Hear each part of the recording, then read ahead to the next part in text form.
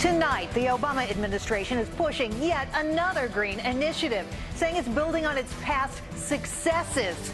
Yeah, right. And a monument to government waste will take you to a government building the GSA would rather you didn't see. Welcome to the Willis Report.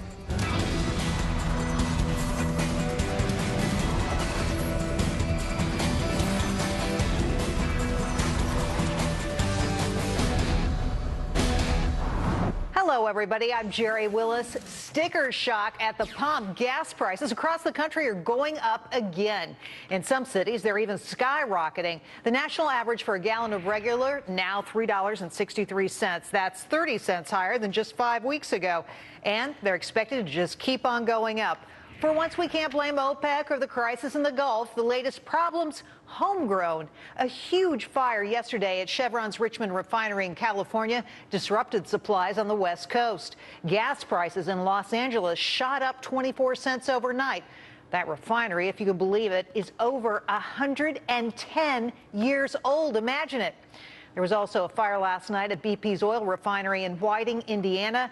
That accident added to a number of refining and pipeline issues in the Midwest, which has caused gas prices to top $4 a gallon in some places.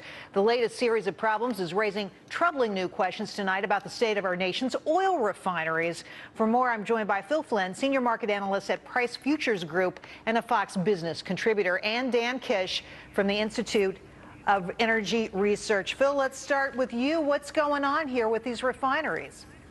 Well, we're trying to squeeze more blood out of the turnip. I mean, that's what it comes down to. If you look at our refining runs in recent week, they've been well above average. And why is that? Basically because the demand for oil and gasoline has been growing, not necessarily here in the U.S., but in the surrounding countries. And because of that, the refineries have been running full out.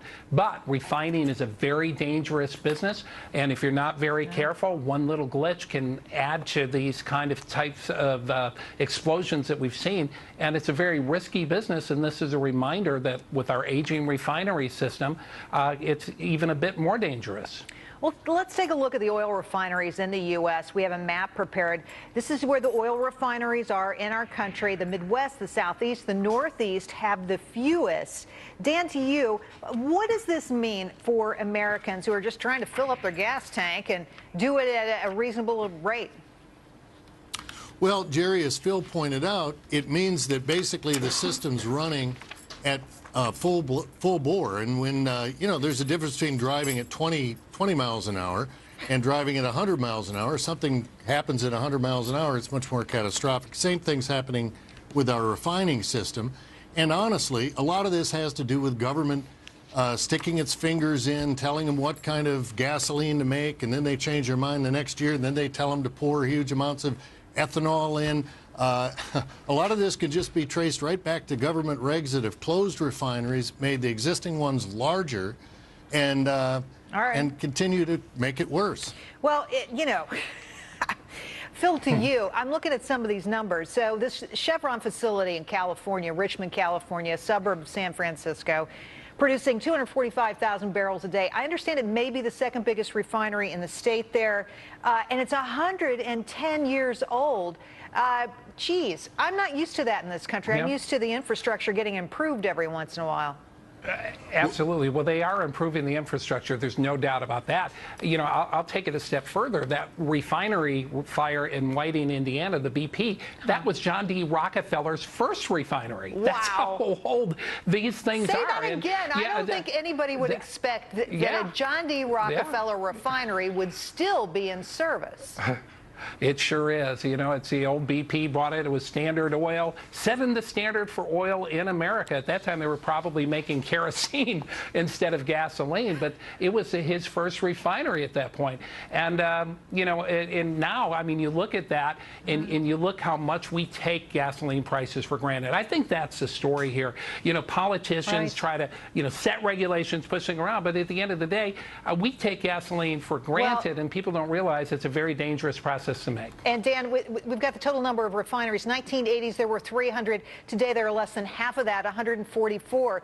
Do we have the refining capacity we need? Well, we've got the refining capacity. Unfortunately, it's been concentrated into larger and larger places because they've driven out the smaller refiners through government regs. And that means that when one of them goes down, all hell breaks loose in terms of the delivery of gasoline. And so, the government's watched this happen, and yet we have an EPA that continues to throw out regs on an almost weekly basis about change this, change that, and all the rest. Well, on that score, let's take a look at the record on clearing the air between 1970 and 2010. That's some 40 years. Emissions down 71%. Auto use is up 170%. Energy consumption up 44%. We are a bigger economy. GDP is up 210%. Phil, to you, what does that tell you? What's our record like when it comes to clean air?